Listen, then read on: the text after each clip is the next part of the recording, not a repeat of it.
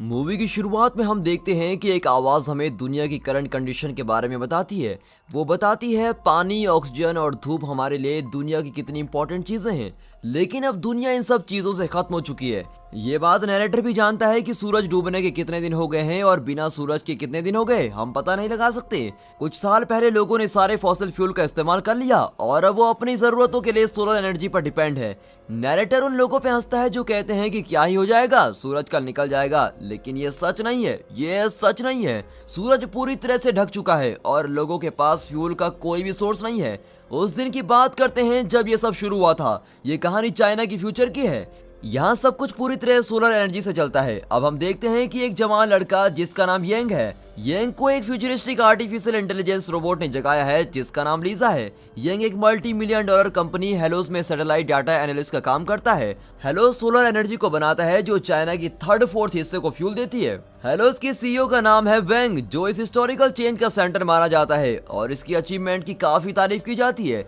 Young Hallows satellite की data को analyse करता है और उसको अपनी वेबसाइट पर अपडेट कर देता है। जैसे येंग ये करता है वो देखता है कि 7 वाला स्टार गायब हो गया है। वो बताता है कि इस स्टार को गायब होना कहीं न कहीं सूरज पे भी इफेक्ट डालेगा। हालांकि रोबोट उसको बताता है कि ऐसी deduction law of conservation of energy का पालन नहीं करती, इसीलिए ये पॉसिबल नहीं है। जब येंग अपने अपार्टमेंट से बाहर जाता है तो हम देखते हैं कि सारी गलियां और दुकानें हेलोस के बने सोलर पैनल का इस्तेमाल कर रही हैं और पीछे टीवी पर कंपनी डिस्ट्रिक्ट 4 में सोलर एनर्जी का बनाने का प्रसारण कर रही है। सिर्फ यही डिस्ट्रिक्ट बची है जिसमें हेलोस ने अभी तक अपना काम नहीं किया है। सारी जगह हेलोस का लोगो लगा हुआ है। उसी दिन येंग कंप्यूटर पर लगे अलार्म से उठता है। उसे पता चलता है कि सूरज की किरणें 15% गिर चुकी हैं और तेजी से गिरती जा रही हैं। अब रोबोट येंग को बताता है कि उसने जो अंदाजा लगाया था वो बिल्कुल सही था।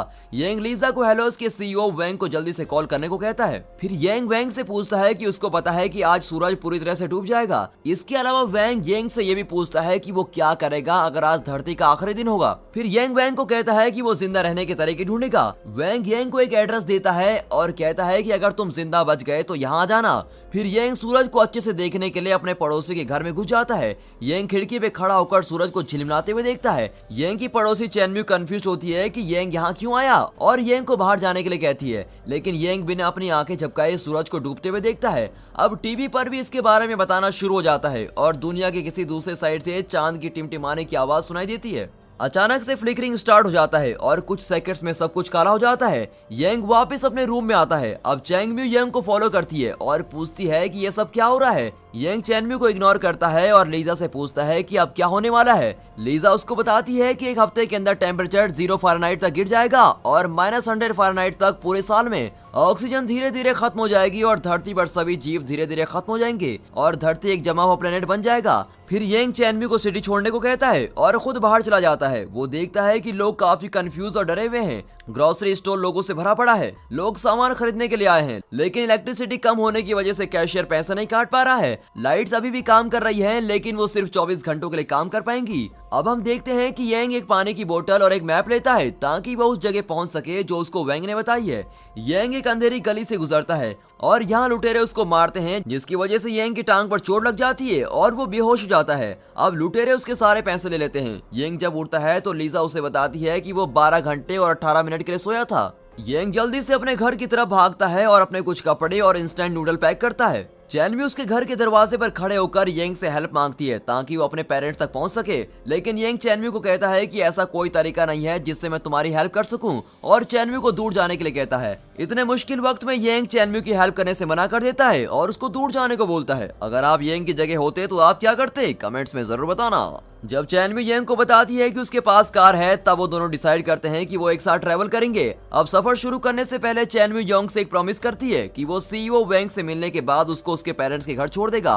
फिर वो दोनों वहां से निकल जाते हैं और आगे जाकर एक लंबे से ट्रैफिक में फंस जाते हैं। फिर चेनम्यू वॉशरूम जाने के लिए कार से उतरती है और येंग के पास काफी अच्छा मौका होता है कि वो चेनम्यू को छोड़कर चला जाए, लेकिन आगे येंग को भीड़ रोक लेती है। जब चेनम्यू वापस आती है तो वो येंग से पूछती है कि वो वहां क्यों नहीं था जहां पर कार उसने छोड़ी थी। अब येंग चेनम्यू को झूठ बोलता है कि वो यू टर्न लेने जा रहा था। फाइनली वो दोनों रात को वेंग के घर पहुंच जाते हैं और देखते हैं कि वहाँ बाकी लोग भी हैं जो आग के पास ड्रिंक कर रहे हैं, जबकि येंग घबराया हुआ एक कॉर्नर में खड़ा है। अब थोड़ी देर बाद येंग की वॉच की बैटरी खत्म हो जाती है और लीजा बोलना बंद कर देती है। येंग अपने रोबोट को यूं मरता हुआ नहीं देख पाता, वो येंग की इकलौती दोस्त थी। अब चैनम्यू ये सब होता देख रही है, इसीलिए वो येंग को तसल्ली देती है और वो दोनों बातें करने लगते हैं, जिसकी वजह से उन दोनों के बीच बॉन्ड अच्छा हो जाता है। थोड़ी देर बाद जब वो दोनों उठते हैं तो येंग वैंग से पूछता है कि उसका क्या प्लान है। येंग को लगता है कि वैंग बिलियनर है, इसीलिए उसके पास जिंदा रहने का कोई प्लान तो जरूर होगा। इस प्रॉब्लम के लिए वैंग का कहना है कि इस प्रॉब्लम का कोई भी सोल्यूशन नहीं है, उसे यहीं रहना पड़ेगा जब तक मौत नहीं आ जाती। अब वैंग के अनुसार हाईली एडवांस सिविलाइजेशन स्पेस से दूसरे तारों से एनर्जी ले रहे हैं और इसके साथ ही दूसरे प्लैनेट्स में भी जिंदगी खत्म हो रही है। इस वक्त धरती उनके निशाने पर है और वो इस पर कामयाब भी हो रहे हैं। सोलर सिस्टम के सेंटर में एक वर्म होल बनाया गया है और ग्रेविटी की कमी की वजह से धरती के साथ बाकी सभी प्लैनेट्स भी खत्म हो जाएंगे। अब आखिर में वैंग येंग को डिस्ट्रिक्ट 4 में जाने को कहता है और कहता है कि अगर उसको सच में जिंदा रहना है तो वहाँ उसे जरूर जाना चाहिए। जब चैनम्यू उठ जाती है तो वो दोनों अपना सफर शुरू करते हैं। अब टेम्परेचर तेजी से गिरने लगता है और येंग की बोतल भी जम चुकी है।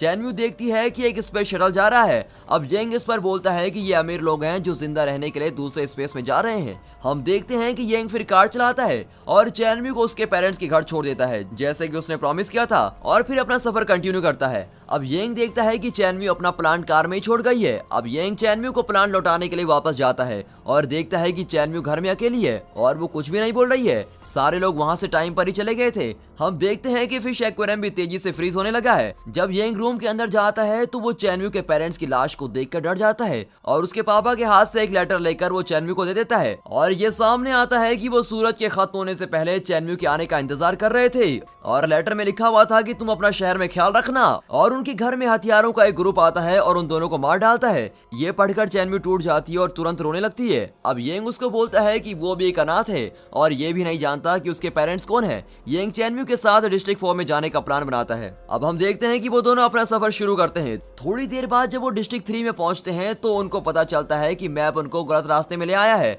अब उनकी कार की बैटरी खत्म हो रही है, इसलिए वो थोड़ा आगे चलकर घर ढूंढने की कोशिश करते हैं जहां उन्हें इलेक्ट्रिसिटी मिल सके। जब वो उस घर में जाते हैं तो एक ओल्ड कपल उनका वेलकम करते हैं और कहते हैं कि उनके पास इलेक्ट्रिसिटी है जो उन्होंने कोल से निकाली है। हालांकि वो औरत चैनम्यू को वॉशरूम में बंद कर देती है और येंग से कार की चाबी छीन लेती है। वो उनसे माफी मांगते हैं और वहां से कार लेकर भाग जाते हैं। अब चैनम्यू और येंग काफी परेशान हो जाते हैं। वो लोग डिस्ट्रिक्ट 4 के काफी करीब थे, लेकिन येंग की पैर की चोट काफी खराब हो चुकी है और इसलिए वो चल भी नहीं पा रहा है। अब येंग चैनम्यू से कहता है कि वो अकेले ही वहां चले जाए, लेकिन चैनम्यू उसको मना कर देती है। चैनम्यू येंग को अकेला नहीं छोड़ना चाहती। काफी सोचने के बाद वो दोनों डिस्ट्रिक्ट 4 की तरफ चलने लगते हैं और थोड़े चलने के बाद वो दोनों रेस्ट करते हैं और इंस्टेंट नूडल्स खाते हैं और उस खूबसूरत और निर्दयी रात को देखते हैं जो सूरज के बिना है। वो काफी अजीब है लेकिन खूबसूरत लगती है।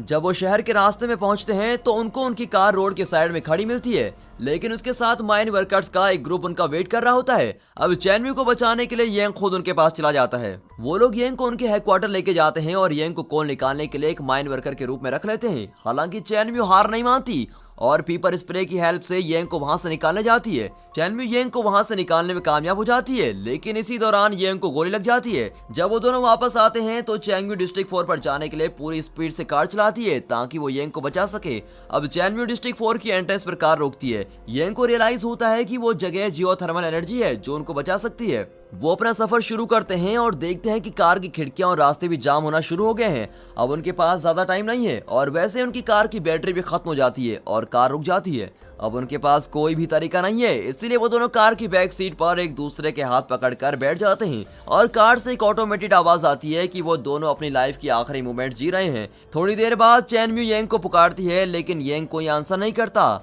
और वो रोने लग जाती है। चैनम्यू अपना सर येंग के शोल्डर पर रखती है और फ्रीजिंग होने के साथ रोने लगती है। कुछ टाइम बाद एक कार उनकी कार के साथ रुकती है। एक कपल उस कार से उतरकर उन दोनों को अपने साथ लेके जाते हैं। वो उन दोनों को बेहोशी की हालत में डिस्ट्रिक्ट 4 की किसी सेफ जगह पे लेके जाते हैं और आखिर में पीछे से नैरेटर की आवाज आती है कि अर्थ बहुत तेजी से किसी और गैलेक्सी में जा रही है और जल्द ही वो अपने घर पहुंचे जिसके 3 सूरज हैं। और यहाँ पर ये मूवी खत्म होती है।